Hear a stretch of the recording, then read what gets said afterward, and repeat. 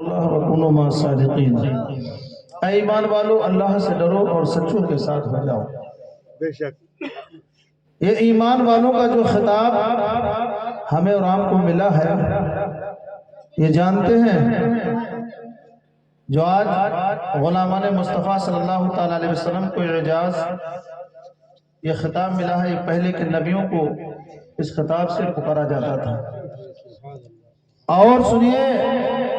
کہ اللہ رب العزت نے ایک جگہ نہیں، دو جگہ نہیں، بلکہ 88 مرتبہ قرآن عظیم کے اندر یا ایھا الذین آمنوا کے نام سے ہمیں اور آپ کو یہ خطاب دیا گیا۔ کتنے ہم لوگ نبی کونین صلی اللہ تعالیٰ علیہ وسلم کی غلامی پہ اعجاز والے ہو گئے کہ ہم کو ایمان والا کہہ کے پکارا جا رہا ہے حضرات۔ اور اللہ تعالیٰ نے قرآن عظیم کے اندر ارشاد فرمایا ان الشیطان للانسان عدو مبین، تحقیق کہ بے شک شیطان انسان کا کھلا ہوا دشمن ہے، اور اس چور سے بچنے کے لیے ہمیں کسی اللہ والے کی صحبت کو اختیار کرنا پڑے گا، کسی اللہ والے کی رفاقت کو حاصل کرنا پڑے گا، کسی مرد درویش کے دامن سے وابستہ ہونا پڑے گا۔ بے شک اور یہیں تک محدود نہیں ہے، بلکہ کسی بارگاہ مقبول بارگاہ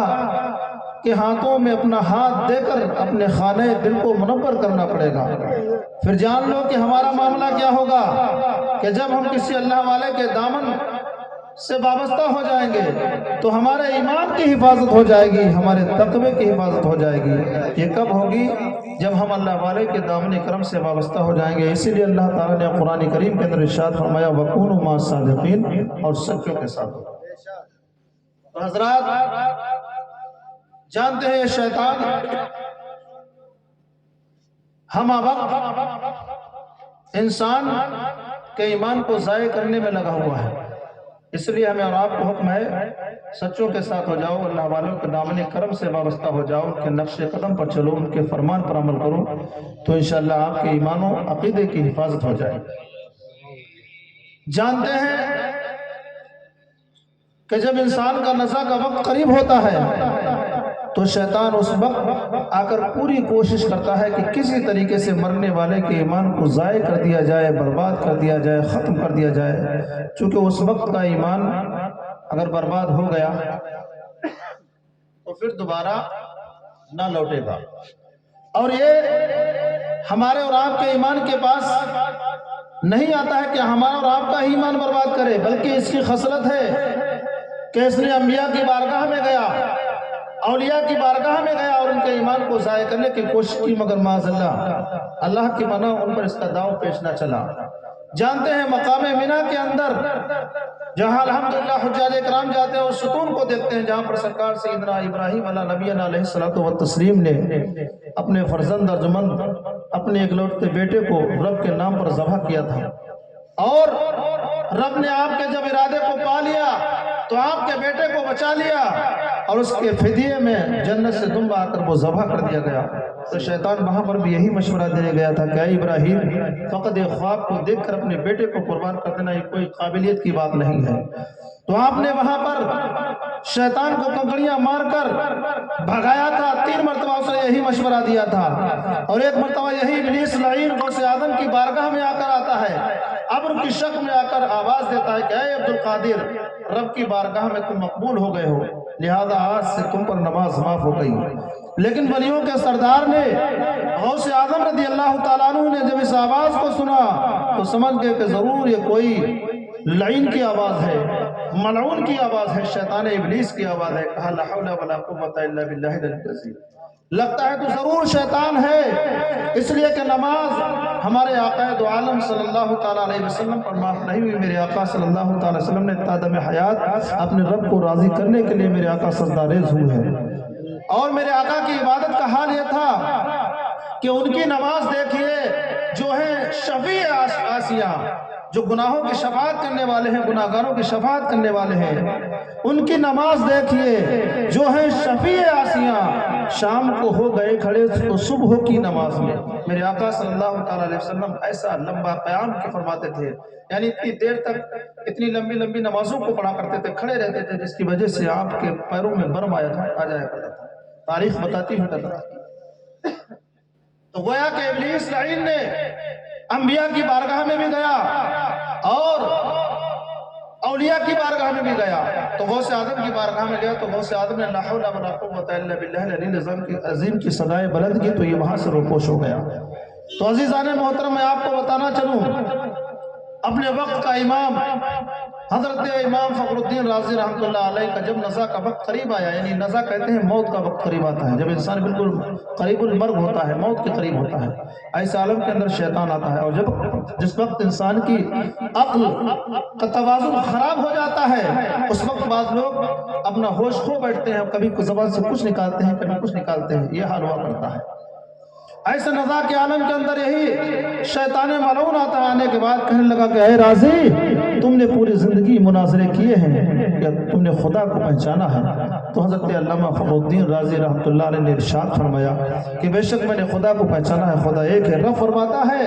وَإِلَٰهُكُمْ إِلَٰهٌ وَاحِدٌ، تمہارا معبود ایک معبود ہے، میرا رب ایک ہے۔ تو چونکہ شیطان نے کہا کہ تم رب کو ایک مانتے ہو تو اے راضی، خدا کے وحدانیت پر، اس کے ایک ہونے پر ذرا دلیل کو تو پیش کرو۔ حضرت علامہ فخر الدین رازی رحمۃ اللہ علیہ نے دلیل کو پیش کیا، چونکہ شیطان بہت بڑا پڑھا لکھا تھا، اتنا بڑا پڑھا لکھا تھا جو معلم الملکوت تھا، فرشتوں کا استاذ تھا، جس کا معاملہ یہ تھا، جس کی عبادت کا معاملہ یہ تھا کہ جس نے 600 برس تک عبادت و ریاضت کی ہے، لیکن تعظیم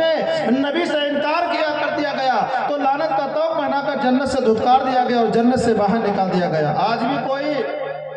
اگر گستاخ نبی ہو، نبی کی تعظیم سے انکار کرتا ہو تو سمجھ لینا وہی والا ہے، اور اس کا ٹھکانہ پھر کہیں نہیں ہوتا ہے، نہ دنیا میں ہوگا نہ آخرت کے اندر ہوگا۔ میرے عزیزوں، وہاں بھی شیطان نے، ابلیس نے نبی کی تعظیم سے انکار کیا تھا۔ تو حضرات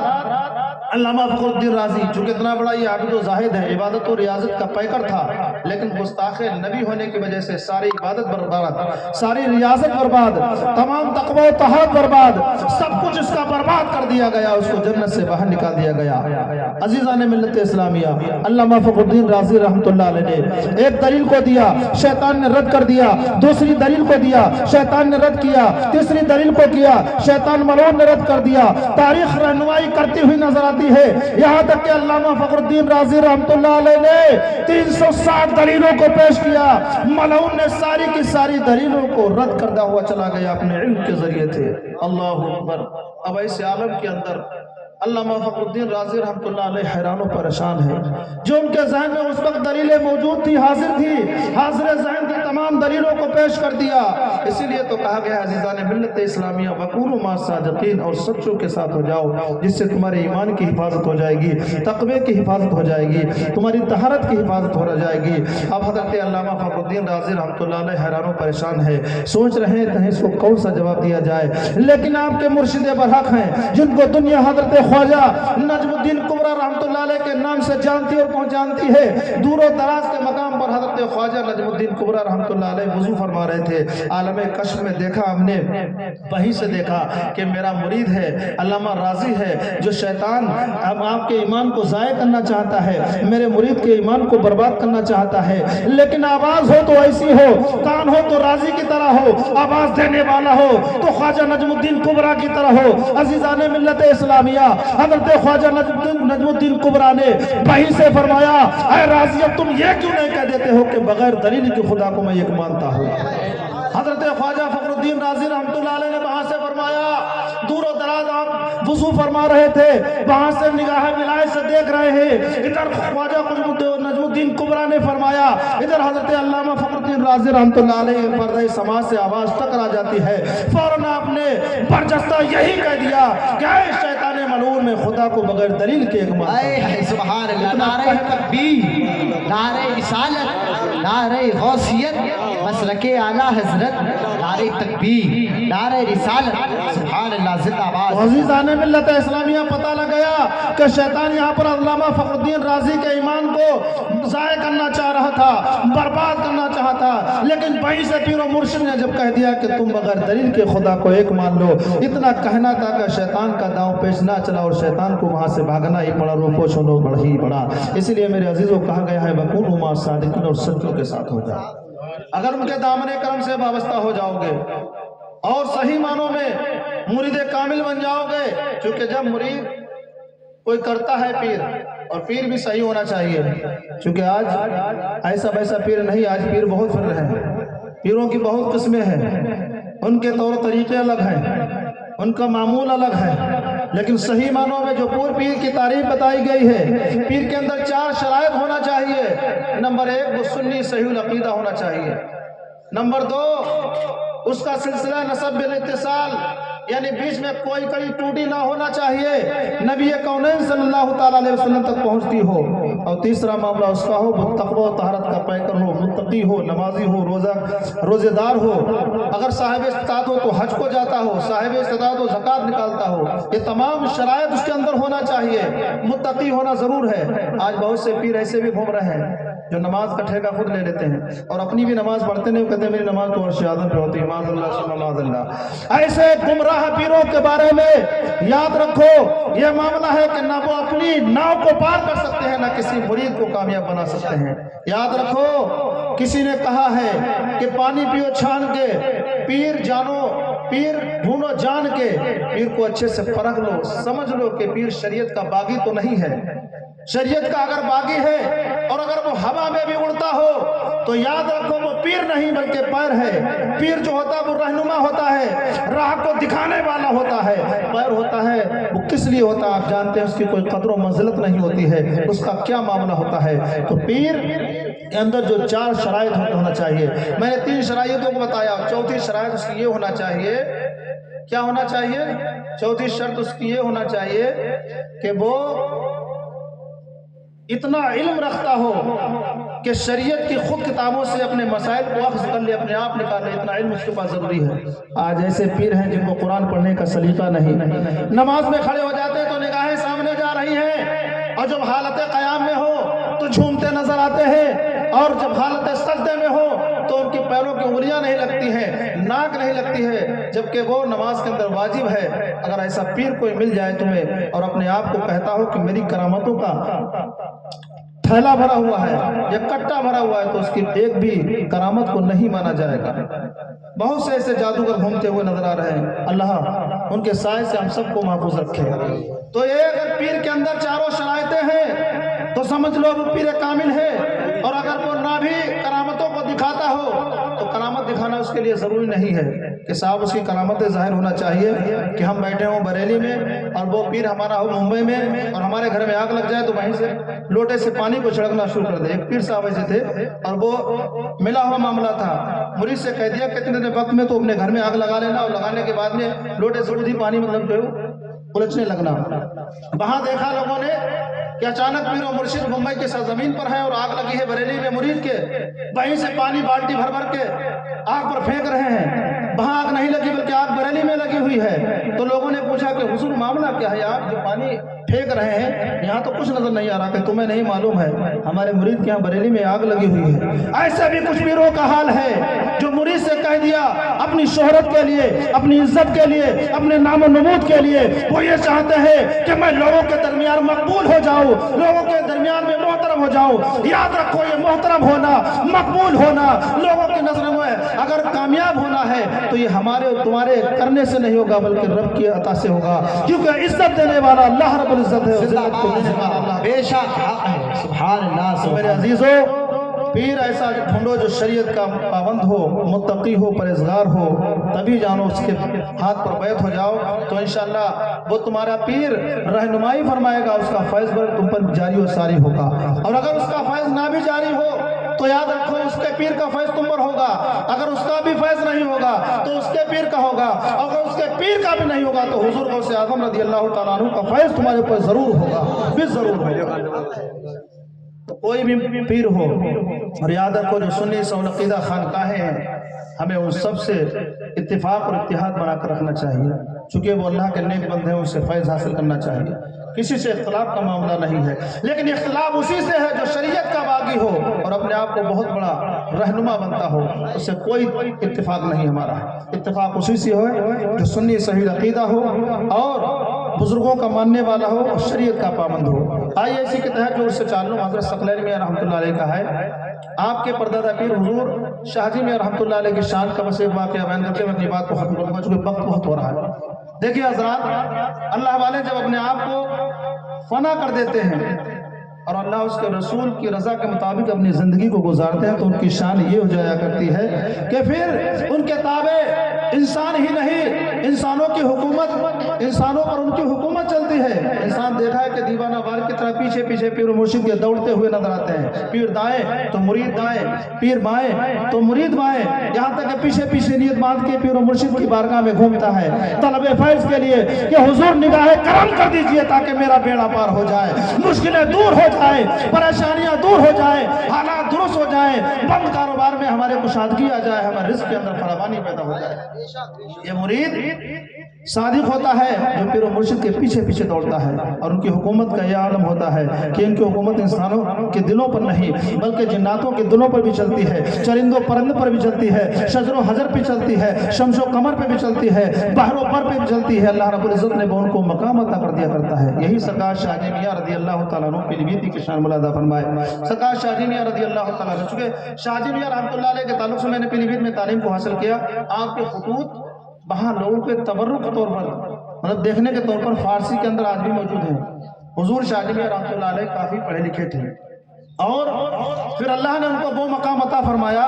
کہ ماں کی خدمت آپ نے اتنی کی ہے۔ بتایا جا رہا کہ شاہ جی میاں رحمۃ اللہ علیہ نے اپنا نکاح اس لیے فقط نہیں کیا کہ ماں کی خدمت میں کبھی کہیں کمی نہ ہو جائے، اس لیے کہا ہے کہ ماں کی خدمت سے پایا ہے ایسا صلہ، تاجدار نبی اور خدا ہے ملا۔ سرکار شاہ جی میاں رحمۃ اللہ علیہ کے تعلق سے بتایا گیا ہے کہ جب آپ حج بیت اللہ کے لیے جاتے ہیں تو روضہ رسول سے پان کا بیڑا آپ کو ملتا ہے۔ یہ شاہ جی میاں رضی اللہ تعالیٰ عنہ کی شان ہے، اور قطب پیلی بھیت آپ ہیں، اور آپ کی قطبیت پر کسی سلسلے والے کو کوئی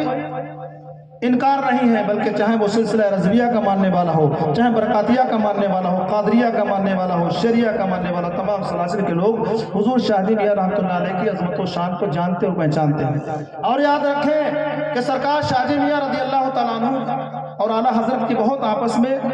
دوستی تھی۔ اب لوگ کچھ کہہ دیا کرتے تھے دوستی کیسی، اگرچہ اعلیٰ حضرت کی عمر ان سے کم رہی ہوگی لیکن ایسا نہیں ہے، اور بہت سارے معاملات میں سرکار شاہ جی میاں رضی اللہ تعالیٰ عنہ کو جب اعلیٰ حضرت نے فرمایا کہ حضور ایسا ہونا چاہیے تو آپ نے اس کو مانا، اور یہ کوئی بات نہیں ہوتی کہ اگر کوئی عمر میں بڑا ہو اور چھوٹا کوئی مسئلہ بتائے تو اس میں نہ ماننے کی کوئی وجہ نہیں ہوتی ہے۔ جس طریقے سے ایک مسئلہ آیا تھا حضرت امام اعظم ابو حنیفہ رحمۃ اللہ علیہ کے تعلق سے، تو آپ نے وہ مسئلہ اپنی بیٹی ابو حنیفہ سے پوچھا، تو وہ آپ کی بیٹی ہیں، آپ نے اس مسئلے کو حل کر دیا۔ تو کہیں یہ چھوٹی اور بڑی بات نہیں ہے کہ اگر ضرورت پیش آ گئی تو چھوٹا بھی کئی مسئلے کو بتا دیتا ہے، بڑے کو اس کو ماننا پڑتا ہے جو قرآن و حدیث کی روشنی میں بتایا جاتا ہے۔ تو میں عرض کر رہا تھا کہ سرکار شاہ جی میاں رضی اللہ تعالیٰ عنہ کے اندر کچھ مہمان آئے اور وہ لوگ پڑھے لکھے لوگ تھے، تو آپ کی مہمان نوازی کی گئی، اور نوازی کرنے کے بعد نماز کا وقت آ گیا۔ شاہ جی میاں رحمۃ اللہ علیہ نے فرمایا کہ چلو پہلے نماز کو ادا کر لیتے ہیں، رب کی بارگاہ میں سجدہ ریز ہو جاتے ہیں، اس کے بعد ہم لوگ کھانا تناول فرمائیں گے۔ لیکن جیسے ہی وہ مہمان حضرات جاتے ہیں وضو کرتے ہیں، اور وضو کرنے کے بعد میں نماز میں شرکت کرتے ہیں، سرکار شاہ جی میاں رحمۃ اللہ علیہ نے آپ نے امامت فرمائی، اور جب آپ امامت فرما رہے تھے تو قرآن عظیم کو پڑھ رہے تھے تو ان لوگوں کو ایسا لگ رہا کہ شاہ جی میاں رحمۃ اللہ علیہ کے تلفظ مکمل طور پر بہتر نہیں ہے، اور پھر انہوں نے اپنے دل کے اندر یہ تصور فرمایا کہ شاید جب ان کے تلفظ نہیں درست ہیں قرآن کے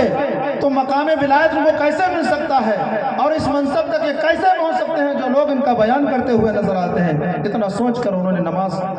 سے نکل آئے اور نکلنے کے بعد میں چل دیے. چلتے چلتے پیلی بھیت میں یا باہر میں آ کر دیکھا تو ایک ندی تھی. اس ندی کے اندر سوچا کہ نہا لیتے ہیں, شاید وقت گرمی ہوگا. نہانے میں لگ گئے, اپنے کپڑوں کو اتارا اور باہر لگ گئے. سرکار شاہ جی میاں رضی اللہ تعالیٰ عنہ جب نماز سے فارغ ہوئے, فارغ ہونے کے بعد اپنے مریدین سے فرمایا کہ وہ مہمان جو یہاں آئے تھے وہ کہاں گئے ہیں, ذرا ان کو بلاؤ تاکہ وہ کھانا تناول فرما لیں. سرکار شاہ جی میاں رضی اللہ تعالیٰ عنہ کے حکم کی تعمیل کرتے ہوئے ان لوگوں نے تلاش کرنا شروع کیا تو پتہ لگا کہ وہ لوگ ندی کے اندر نہا رہے ہیں, لیکن وہ لوگ اندر جاتے ہیں. وہ لوگ نہانے کے لیے گئے, ان کے کپڑوں کے پاس میں آ کر ایک شیر بیٹھ گیا. اب وہ شیر آ کر بیٹھ گیا تو یہ لوگ اندر داخل ہو چکے تھے. اب ان کی ہمت یہ نہیں پڑی کہ اگر میں باہر نکلتا ہوں تو شیر مار دے گا, مجھے کھا لے گا, اور اگر اندر ہی رہتا ہوں تو پانی کی سردی سے یا مسلسل پانی میں رہنے سے یہاں بھی مر جاؤں گا. یہ لوگ اسی کشمکش کے عالم میں تھے اور سوچ رہے تھے. ادھر شاہ جی میاں نے مریدین سے فرمایا کہ ان کو تلاش کرو تاکہ وہ کھانا کھانے آ کر.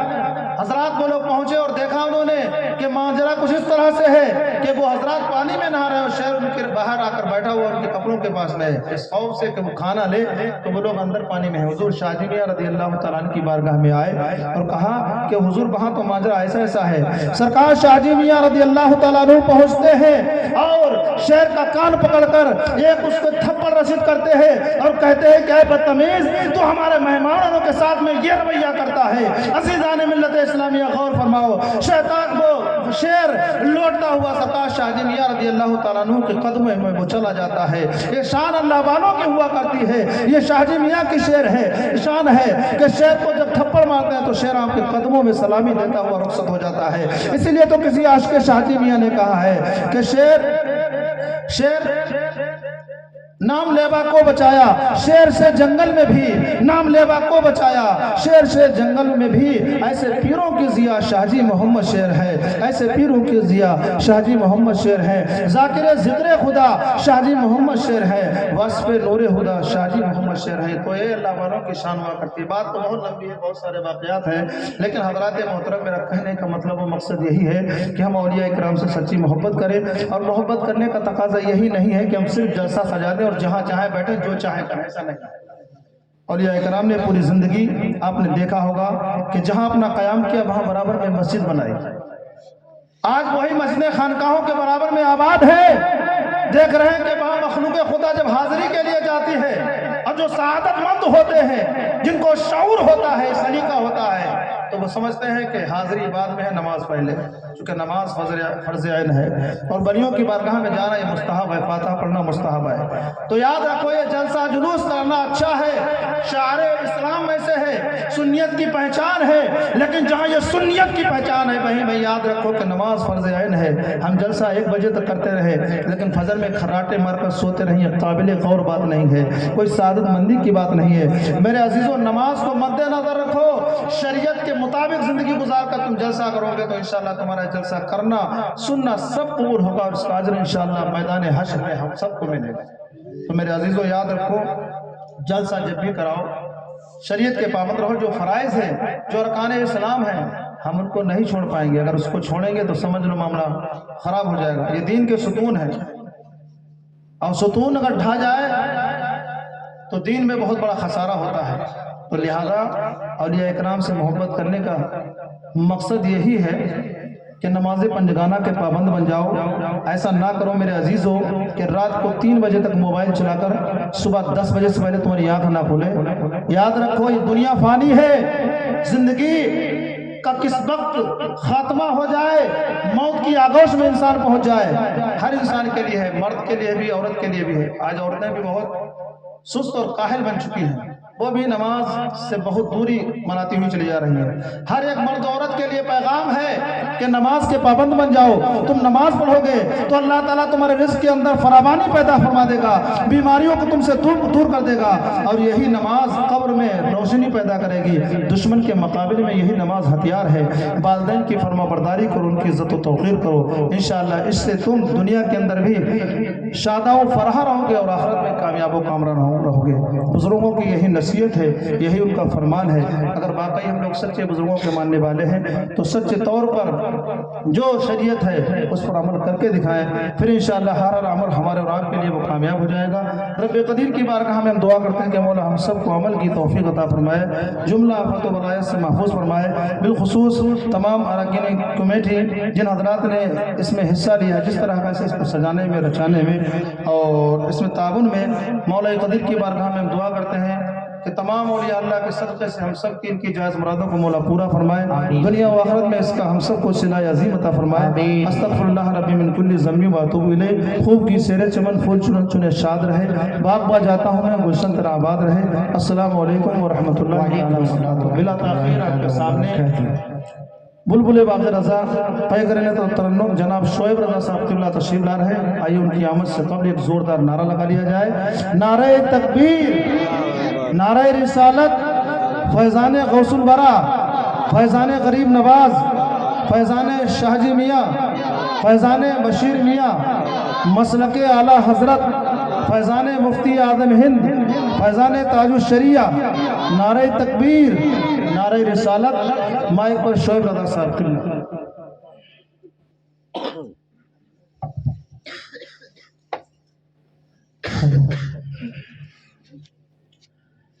میں میرے گھر پر رونق افروز حضرت علامہ مولانا قاری عطا اللہ صاحب قبلہ، وہیں پر مولانا ساجد رضا صاحب قبلہ، بھائی اسجد رضا بریلوی صاحب قبلہ، پردے میں خواتین اسلام، معزز سامعین، السلام علیکم ورحمۃ اللہ۔ وعلیکم السلام ورحمۃ اللہ۔ میں سمجھ سکتا